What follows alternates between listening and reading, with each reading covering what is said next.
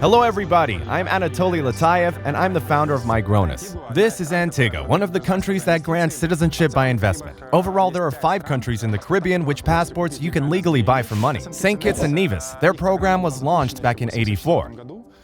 Dominica, launched in '93.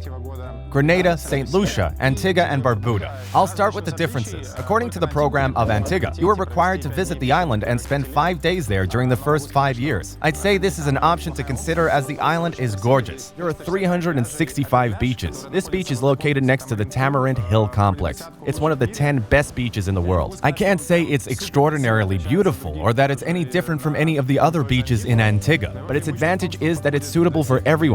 Kids, adults, it is safe and shallow. Antigua offers citizenship by investment, and there are 3 options. The first is a contribution to the NDF or UWI state funds. The second is to invest in officially approved real estate, and the third is to invest in your own business. Now, what are the main differences? A contribution is a donation to the government. Generally, the sum of contribution to the fund is smaller, but it is a non-refundable payment. Acquisition of citizenship under real estate investment is a costlier route, but the property can be sold in 5 years while retaining the citizenship.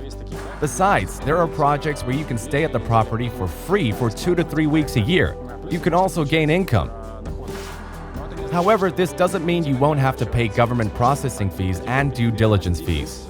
Thus, you need to buy real estate, pay the fees, and make some other payments. The government occasionally changes the required amount of investments and fees. That is why we have created an online calculator for CBI programs. You can find it by following the link in the description below this video and download the latest information. This is a very interesting fact. While in St. Kitts and Nevis, over 75% of applicants chose the real estate option. In Antigua, the figures are the same, but vice versa. This is probably due to the fact that the Antigua CBI program has a very attractive offer for families of 4.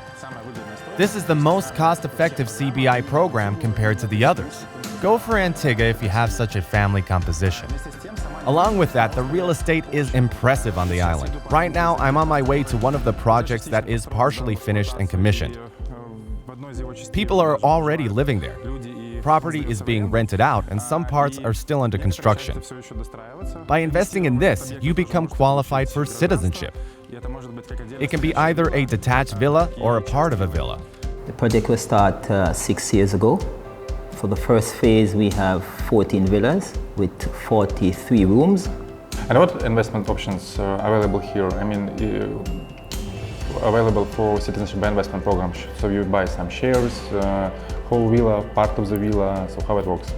Well, so far, I think it's basically the entire villa itself.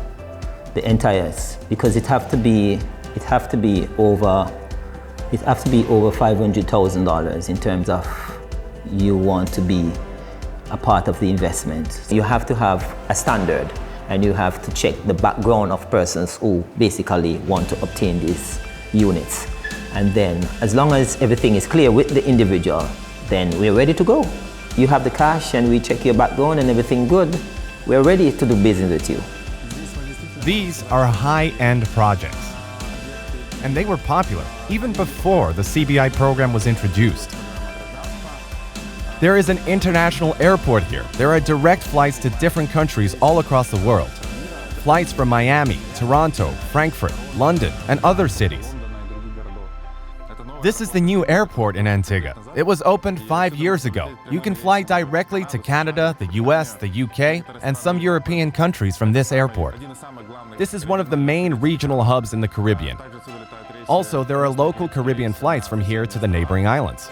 In my opinion, this is a very modern airport. We don't often see a similar standard in Europe or in the US. For me, it's also important whether there are networking opportunities here and in Antigua. I know they are definitely provided in St. Kitts, that's guaranteed. There are many important international events happening here. Sailing championships, for instance. In February, people come to Antigua from all over the world to take part in the Sailing Week. This event is one of the biggest sailing events in the world. Another interesting question. Business in the Caribbean. Since just moving here and doing nothing is a pretty good deal, you can just listen to music and enjoy your life here, but this hardly describes active businessmen. I would make a distinction. First, if we are talking about running a business remotely, it is pretty obvious there is no real difference between Bali or Portugal, because there are international flights from here and you can travel easily. People also come here to spend the winter here, working remotely. If we are talking about the regional business environment, then the banking system is acceptable here, as it is dependent on the US. Transactions are actually made through American banks. On some islands, it's not suitable though. For example, in St. Kitts and Antigua, it can take a pretty long time. Your payment can take up to 1 month to be processed. Several times we had to do a bank investigation, requesting the SWIFT code, and the reply was not prompt. But, thank God, the money was never lost. The only drawback with Antigua is a relatively long processing time.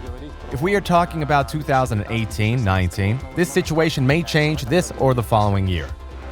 Right now we're at about 3.5 months, and by the end of the first quarter we're going to get it to about 10 weeks. So we've implemented a number of different processes and streamlined how we've done things. We're now utilizing an application, an electronic software that we will allow the agents to actually file electronically. Now, I really get the idea why Antigua requires you to spend 5 days over the course of 5 years if you obtain citizenship here. Because when you arrive, it is tempting to spend more time here. You might be charmed into buying property here, or at the very least, into spending a month or 2 on the island.